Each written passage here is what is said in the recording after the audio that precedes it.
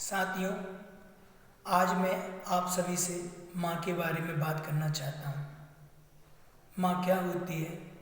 माँ के पैरों के नीचे स्वर्ग हुआ करता है। एक टीचर ने मजाक में अपने बच्चों से कहा कि जो बच्चा कल जन्नत से मिट्टी लाएगा मैं उसे इनाम दूंगा। अगले दिन टीचर क्लास में पूछता है, क्या कोई बच्चा जन्नत से मिट्टी लाया? सारे बच्चे खामोश रहते हैं। एक बच्चा उठकर टीचर से कहता है, हाँ टीचर, मैं जन्नत से मिट्टी लेकर आया हूँ। टीचर ने उस बच्चे को डांटते हुए कहा कि मुझे बेवकूफ़ समझा है, मुझसे मजाक करता है। रोते रोते बच्चा बोला, नहीं मैडम, लो मेरी माँ के पैरों के नीचे से मैं ये मिट्टी लेके आया हूँ जो जन्नत की मिट्टी है। अर्थात माँ के पैरों के नीचे जन्नत और स्वर्ग हुआ करता है, इसमें कोई संदेह नहीं। मंदिर में जिनेंद्र भगवान हमारे भगवान होते हैं और घर में माता पिता हमारे भगवान। घर के भगवान अगर आपसे खुश हैं तो समझो मंदिर के भगवान खुश हैं। अगर घर के भगवान हमसे खुश नहीं तो मंदिर के भगवान को भी हम खुश नहीं कर सकते। ये हमें हमेशा ध्यान रखना चाहिए। परिवार में अगर हमारा आपसी तालमेल अच्छा है तो हमारे मंदिर के और सामाजिक संबंध बहुत अच्छे हुआ करते हैं। माँ कैसी होती है?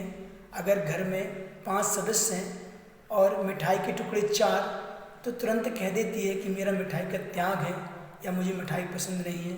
ये होता है माँ का समर्पण। परिवार के बीच प्रेम का और भगवान के बीच भक्ति का संबंध हुआ करता है। जहाँ प्रेम का संबंध होता है वहाँ पे समर्पण और स्वार्थ दोनों हुआ करते हैं, और जहाँ पे भक्ति का संबंध होता है वहाँ सिर्फ समर्पण हुआ करता है। जहाँ प्रेम होता है वहाँ मैं और तू दोनों हुआ करते हैं, और जहाँ भक्ति होती है वहाँ सिर्फ मैं हुआ तू हुआ करता है। तो मैं में मेरा भी ख्याल और तू में तुम्हारा भी ख्याल। पर जहाँ भक्ति का संबंध तो सिर्फ सामने वाले की फिक्र होती है, अपनी चिंता नहीं होती। इसलिए प्रेम के संबंध स्वार्थ से भरे होते हैं और भक्ति का संबंध परमार्थ से जुड़ा होता है। मेरा आपसे कहना है कि परिवार में हमारा संबंध, हमारे रिश्ते बहुत अच्छे हों ताकि हमारे परमार्थ के संबंध भी अच्छे बने रहें। और दूसरी बात, बहुत अच्छी बात है कि जो मानव शरीर होता है, इंसान का शरीर 45 डेल तक दर्द सहन कर सकता है। डेल मीन्स एक यूनिट होती है जो पेन को मेज़र करती है, अर्थात एक ऐसी इकाई जो दर्द नापने वाली होती है। तो इंसान का शरीर 45 डेल तक दर्द सहन कर सकता है। पर जब एक औरत, एक स्त्री, एक माँ प्रसूति के समय 57 डेल तक दर्द सहन करती है, अर्थात सामान्य से 12 डेल ज़्यादा। जो कितना होता है तो कल्पना कीजिए कि एक साथ एक हाथ की 20 हड्डियाँ टूटने के बराबर ये दर्द सहन करती है। सोचो, हमारी माँ ने हमें जन्म देने के लिए कितना दर्द सहन किया। इसलिए अपनी माँ के हमेशा आभारी रहें, उनके उपकार को हमेशा मानें।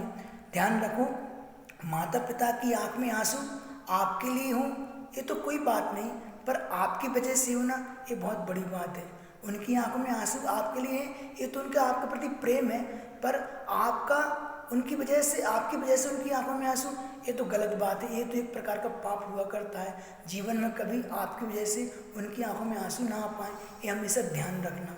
और एक बहुत बड़ी बात कि कहते हैं कि माँ ने हमें जन्म दिया, उनका जन्म देना ही हमारे लिए बहुत बड़ा उपकार है। उनका उपकार संतान कभी चुका नहीं सकती। तो वही बात हम आपसे बोल रहे हैं कि अगर आप अपने माता पिता उपकार चुकाना चाहते हैं तो मैं आपको बताता हूँ कैसे चुकता है। हमेशा ऐसी भावना रखें कि हम अपने माता पिता का समाधि मरण करा सकें। जिस संतान ने अपने माता पिता का समाधि मरण करा दिया, समझो उनका उनके प्रति उपकार चुक गया। ये बहुत दुर्लभ है, हर किसी को ये नसीब नहीं होता समाधि मरण। इसलिए हमेशा ऐसी भावना रखें कि हम अपने माता पिता का समाधि मरण करा सकें।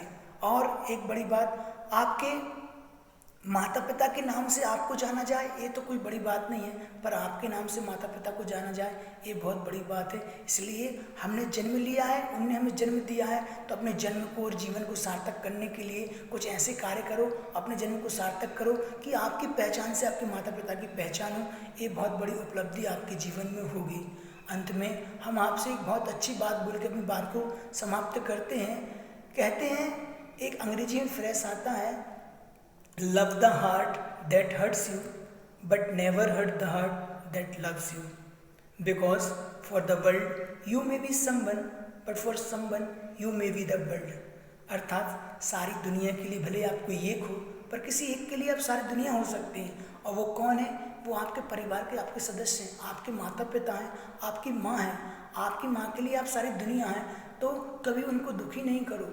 आपके माध्यम से कभी उनको कोई तकलीफ दुख नहीं होना चाहिए। अगर आप दे रहे हैं तो आपका जन्म लेना कोई सार्थक नहीं है। अपने जन्म को सार्थक करना, हम स्वयं खुश रहें और हमारे माध्यम से हमारे माता पिता परिवार के लोग खुश रहें, ये हमारे लिए बहुत बड़ी बात है। इसलिए आज के दिन हम आपसे यही कहना चाहते हैं कि अपने माता पिता का सम्मान करें, उनका आदर करें, उनकी सेवा वैयावृत्ति करें। बहुत दुर्लभ है कि हमें इस पर्याय में वो प्राप्त हुए हैं, उच्च कुल प्राप्त हुआ है, उनके माध्यम से हम अपना कल्याण कर सकते हैं। कहते हैं कि वैयावृत्ति और विनय के माध्यम से व्यक्ति को हमेशा स्वर्ग और मोक्ष की प्राप्ति मिलती है। तो हमेशा अपने माता पिता की सेवा करने के भाव रखें, उनकी तन से मन से धन से जैसे बने वैसे उनकी सेवा करें। ये आपके लिए बहुत बड़ा एक कह सकते हैं कि बहुत बड़ी उपलब्धि होगी, जिससे आपका भी कल्याण हो और उनका भी कल्याण हो। हमेशा ध्यान रखो, ये भाव रखो कि देव शास्त्र के सानिध्य में हमारे माता पिता का मरण हो और हमारा भी मरण हो। हम अपने लिए भी भावना ऐसी भाए कि मेरा भी समाधि मरण हो और मेरे माता पिता का भी हो। तो आज हमारा ये दिन मनाना सार्थक है। अपनी माँ के हमेशा आभारी रहें। मेरी तरफ से आप सभी को शुभाशीष।